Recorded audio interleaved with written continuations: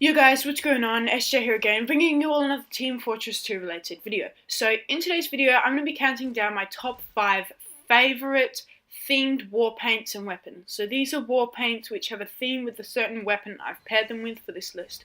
So for example, you could have a soda popper or a bunk varnished, I think that's the war paint, on the soda popper or on the scattergun or pretty much any scout weapon. So yeah, it's just what I think is the best. So if you have a different opinion, please let me know. I love to hear what you guys think of I love to hear what you guys think of what I think about the war paints and what you guys have used your war paints on, what you think looks the best with the war paints, what weapons go the best, which ones have the best themes. If you think the themes I've picked are pretty trash, I love to hear that too. Constructive criticism and all that. But anyway, I've rambled on for long enough. Let's get straight into the video.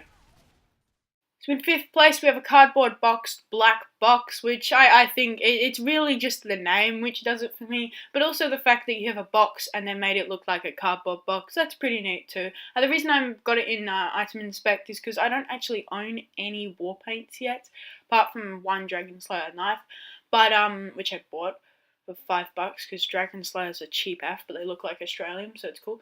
No, this looks really good, and you have like the little Manco stamp, you have the straps, and it literally changes the black box to a white box, or a cardboard box if you like.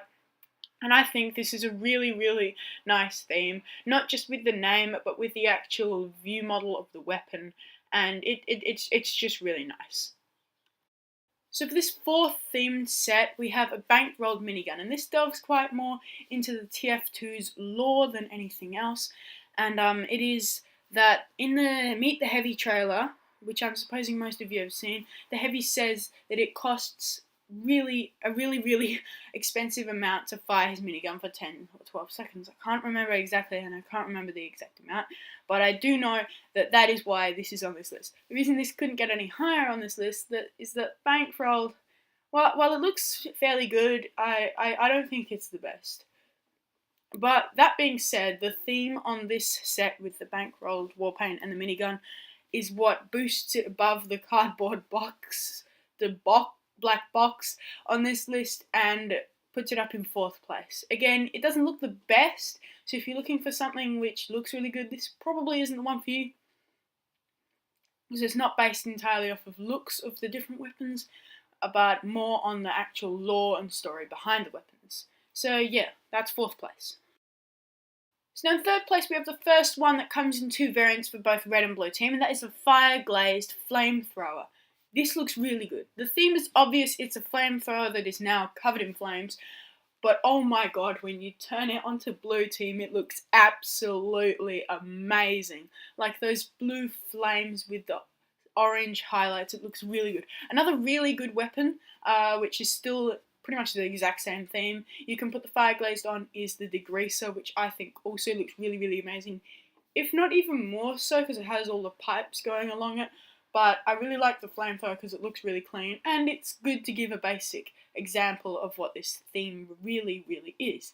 And the reason it couldn't get any higher is it's a pretty obvious theme, and although it does look absolutely amazing in my opinion, it doesn't really jump out at me too much. Well, the actual weapon does a hell of a lot. Now, this one in 2nd place is the Macaw Mask Detonator.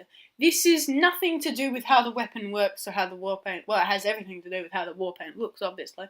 But the detonator looks like a bird. I said this in my previous video as I was using the detonator to model the Macaw Masked war paint in my best... I forgot the name of the video. My best...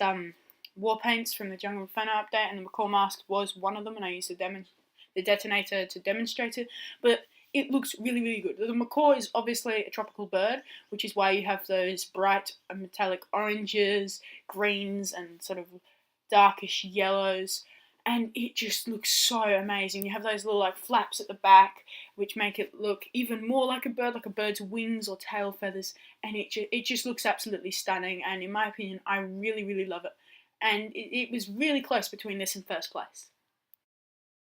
So now you're probably thinking, hang on, why didn't the Freedom Wrapped go on the rocket launcher? Well, first off, everyone else has already said that. Second off, I think the airstrike is even more American than the rocket launcher. Like, I'm not 100% sure what it is about it. Maybe it's just its stock sort of army design it has on it if you don't have any war paints on it. But I really, really love this. And you've all heard this already for those of you that have watched any videos akin to this. The soldier is a die-hard American, so therefore he has a die-hard American patronising weapon. And I think the airstrike fits that perfectly. You have a soldier flying around with just raining justice from above. Sorry for the Overwatch reference. That was pretty filthy. But the airstrike sort of reminds me, when you think of its amazing burst power, it sort of reminds you, I guess, of the nuclear arsenal that America has. Kind of scary when you think about it, especially for those who... Hold on, North Koreans can't watch YouTube.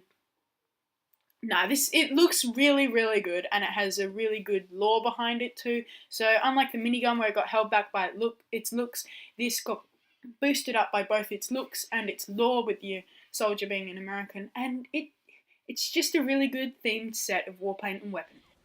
So those were my picks for the top 5 best themed war paint and weapon combos from the Jungle Inferno update. Please let me know what you thought. Maybe you agreed with some, maybe you at least saw where I was coming from on others, maybe you disagreed. I'd love to hear it all in the comments below. Also, big shout out to my Discord server, which I've just started, and a video went out earlier today on. Hope to see you guys all there. You can be in my videos and my streams, just to chat, to play, whatever. Should be a good time. But yeah, as always, guys, have a swell day, and I'll see you all in the next one. Bye bye.